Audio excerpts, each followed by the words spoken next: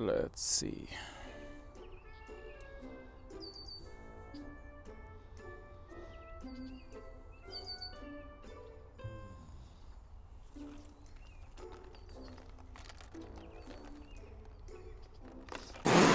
It wasn't the coffee.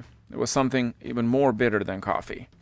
This is the new Lincoln Nautilus, and this is the Lexus RX. And today, we'll find out which one deserves your money. For 2025, the new Lincoln Nautilus offers new interior, new exterior. In fact, I did a full review of the new Nautilus. If you want to watch that, the link will be in the description below. I'll go into detail for everything you need to know about the new Lincoln Nautilus. Since we are talking about new exterior, let's talk about these two. Which one looks the best? The Lexus RX looks a bit like if a Mazda CX-5 and a Honda Civic had a child, a grown-up child in this case. But let's be honest, Lexus owners don't really care much about how the car looks. All they care about it's reliable. The Lincoln, on the other hand, has more style. The design does have a meaning. The front light bar matches the rear, but flipped. Wings down, wings up. One thing they have in common: small headlights, big grills. Since we're talking about design, one thing you need to know is that the Lexus RX is actually built in Canada, just about 45 minutes from here. Yay! Oh, Canada. Meanwhile, the Lincoln Nautilus is actually built in China, and I know you guys commented on the single review that I did on Lincoln Nautilus, but we all kind of forget that almost 90% of the things that you own are actually made in China. In fact, the phone or the computer or your TV you're watching this video right now on is built in China.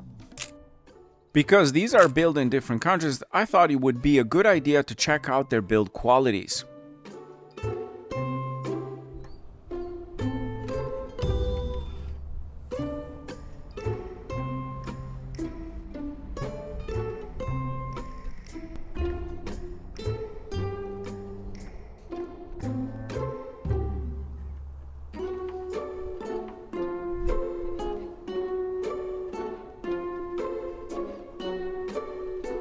So, which one has the best build quality? They're about the same. There's a few gaps here and there with the Lincoln, as you saw.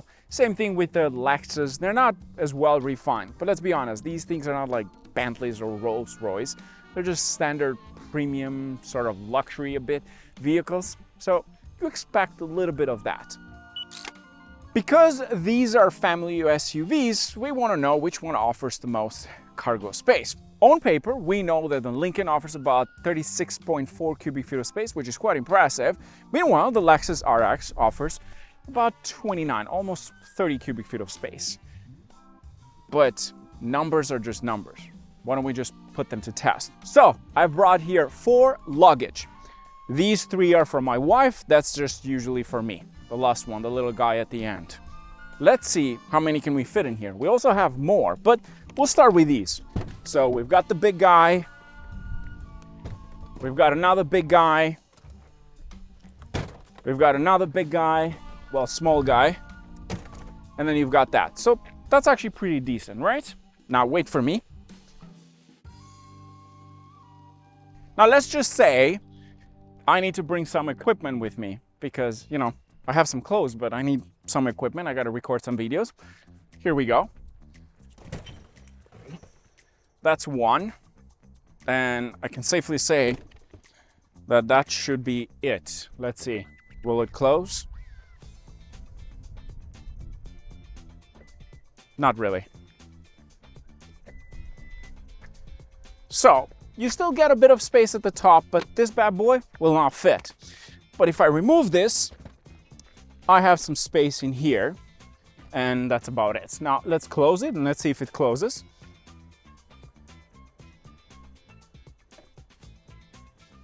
Pretty easy. So we've got 3 small ones, 2 big ones. That's 5. Not bad at all, actually.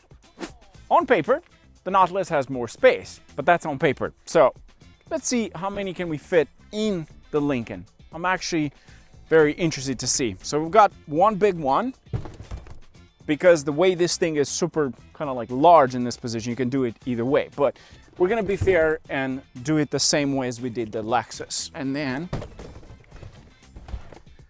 we've got two big ones, a small one, another small one, another small one. Okay, let's see, moment of truth.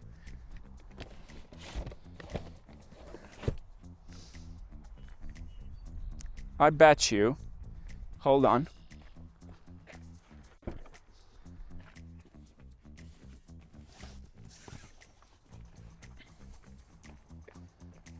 I can fit more here. So that's essentially everything that we have, and you still get more space over here and a little bit of space over there.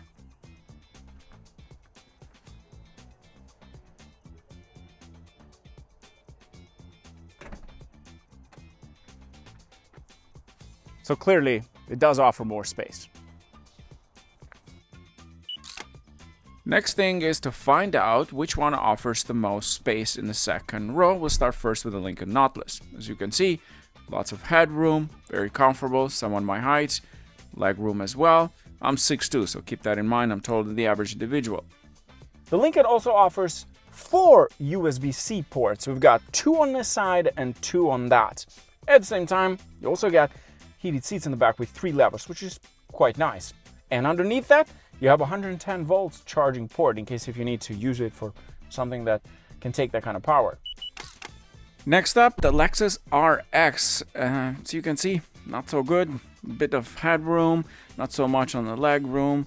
I've set the seat in the front as if I was the driver, just to make sure that we're fair with both cars. But overall, the Lincoln offers more space in the second row. But the Lexus offers heated seats and ventilated seats in the back, and you do get 2 USB-C ports. On top of that, it offers power recliner, so you can adjust that automatically if you want to fix the back space, if you want to give yourself a bit of extra space or comfort. This is nice and handy. If you wanted to fold the second row seats, you can do it automatically for both vehicles.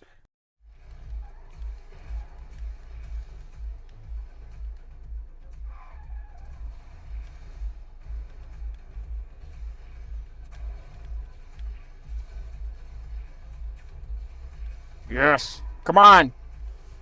Come on, Shelby. Hey, Sam. Oh, sorry. I'm almost done. Hold on. Just one. I'm almost done. Come on. Yes. Nitro. Ah. Okay. Nah. Sorry for that. Anyways, talking about the interior. Here's what you need to know. The Lincoln Nautilus has this massive screen going across from the driver all the way to the passenger to give you the most tech features and also the most options. I mean, you've got your cluster, there's navigation in the center, you got your clock, your trip, and you can control and adjust and move things around straight from here. Now, having said that, I'm sure there's a way that you can add more screens to the Lexus RX. The Lincoln Nautilus offers this beautiful box that you see in here. It has inside 3 different scents. And the way it works is once you open the box, you take them out, you can insert them right in here, and you've got yourself 3 different scents. And they're connected automatically to the unit. You plug that in, you've got 3 scents that you can use, and you can control them from the screen in case if you go through a bad smell, or in my case, every time my son poops inside, I don't really like that smell, so this comes in real handy. It also comes with massage seats for both passenger and driver, and you also have different modes and different levels. In case if you go on a long trip, this will come in real handy. The Lexus RX has a very normal interior. There's not a giant screen in the front, you just have this one here, which is still big. It's not like a curved display like the one in the Lincoln. You've got a digital cluster, heated seats, ventilated seats in the front, 360 camera, all that stuff that you need. The seats are nice. I do have to agree with my camera guy that the seats in the Lexus are a little bit nicer. They're more sporty because this comes with the F Sport package. They kind of like hug you in, which I really like. The Lincoln, on the other hand, has seats that you can adjust in different ways. They're kind of like two pieces together. It's different what you see in here. There's more adjustments that you can do in the Lincoln compared to the Lexus. But everything else remains very much the same with tech features, minus some of the things that the Lexus doesn't offer. And then there is the driving. These two vehicles drive very differently from each other. Let's start first with the Lexus RX. Here's what I think. It actually has a very good pickup. You put your foot down and it pulls hard, which I actually enjoy. Next thing I noticed with this is that it has a really nice sitting position. Not the best, but a really nice sitting position. I'm not sitting too high, not too low, which means it's a comfortable car for me, that I'm 6'2". And that's very important because you're the driver, you want to feel as comfortable as possible.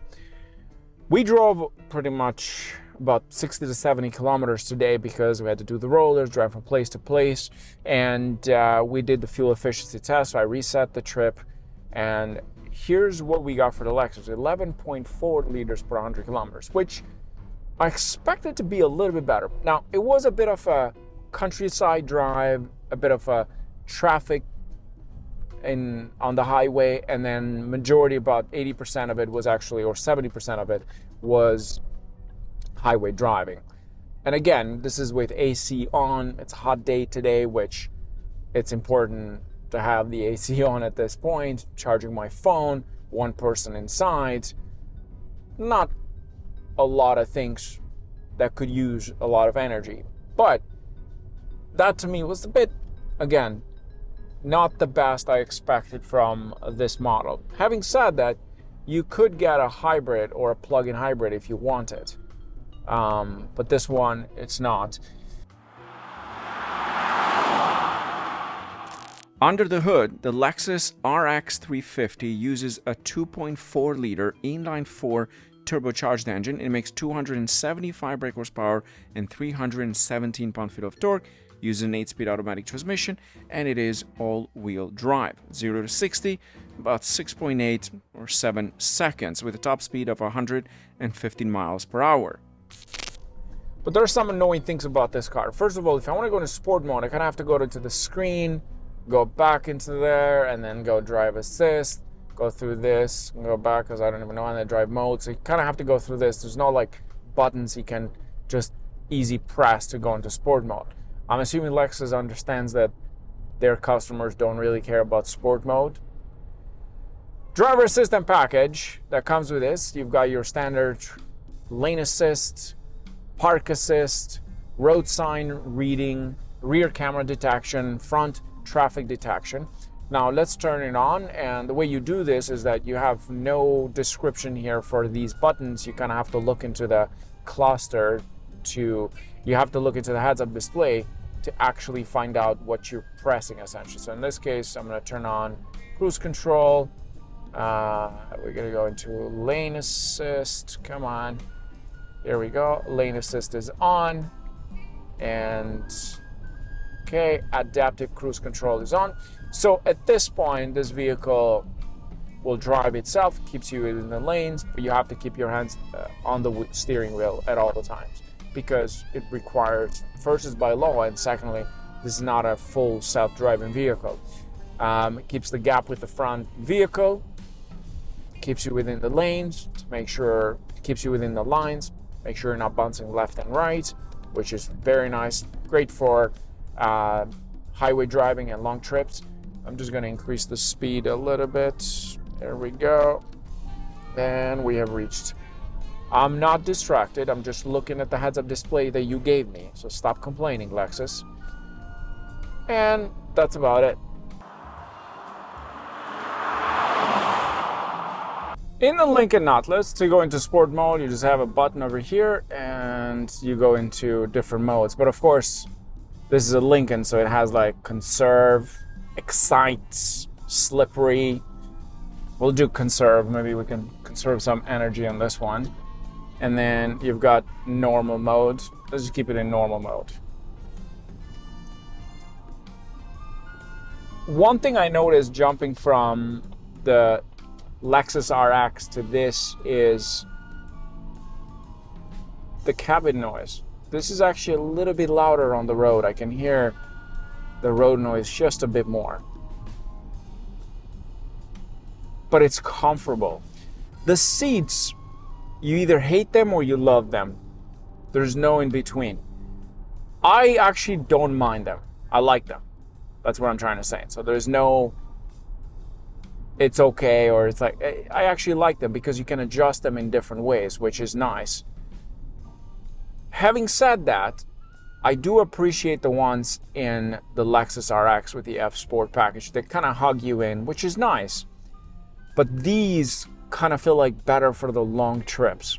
That's my take on it. Some people would like that bucket seat style. I personally like it for a day, and then for long trips is not the best because I've tried them before for long trips and they're a bit uncomfortable. These are a little bit better. The engine picks up a little bit faster in the Lexus. That's another thing I noticed. This one, it's like you put your foot down, it goes, but it's not as fast. Maybe because it's not on premium like the Lexus. The Lincoln uses a 2-liter inline-4 turbocharged engine. It makes 250 brake horsepower and 280 pound-feet of torque. Uses an 8-speed automatic transmission, and it is all-wheel drive. 0 to 60, 7.3 seconds, with the top speed of 115 miles per hour. Now that kind of explains why the Lincoln feels slightly slower in comparison to the Lexus RX, which I think has the better pickup, especially when you put your foot down. It does feel like the engine is more responsive. But I do love the blue cruise in here. And having said that, there's something that these two have in common. For example, you see no functions in the steering wheel. These are just buttons. And the only way to sort of have the functions appear, you have to touch them. So it's similar to what the Lexus offers. So I'm assuming maybe the Lincoln designers and engineers kind of got inspired by the Lexus. Not 100%, but that's essentially the same thing as the Lexus. So you'd go in here, that's for your volume. For cruise control, it's on the left side. You press cruise control, you set the speed. But this one is equipped with what's called Blue Cruise, and you guys know this because other Fords and Lincoln vehicles have it. And the vehicle automatically detects that you are in a major highway, and it essentially tells you there's a Blue Cruise mode available where you're driving, and it will drive for you. So I'm just waiting for it to detect it because this area, it's kind of like the lanes are not done properly. This area is under construction. If you're in Toronto, you know exactly what I'm driving. South on the DVP area. And Blue Cruise on the road available. Now that's called hands-free, meaning for testing purposes, I don't have to put my hands on the wheel, but it requires you to pay attention to the road because it will give you some annoying noises. Like if I do this,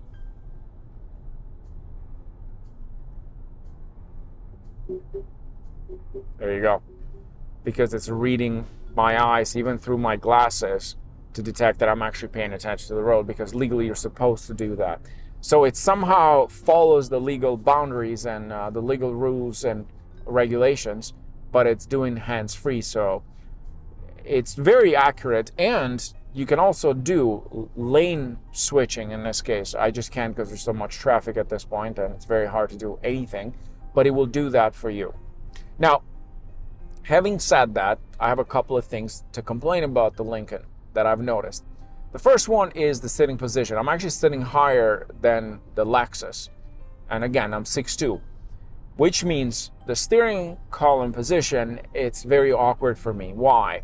Because right now I have it sort of like halfway, but for me to have full visibility of that area, I have to go like that, or I can just lower it, and then the steering, it's kind of awkward now for me because it's way too low.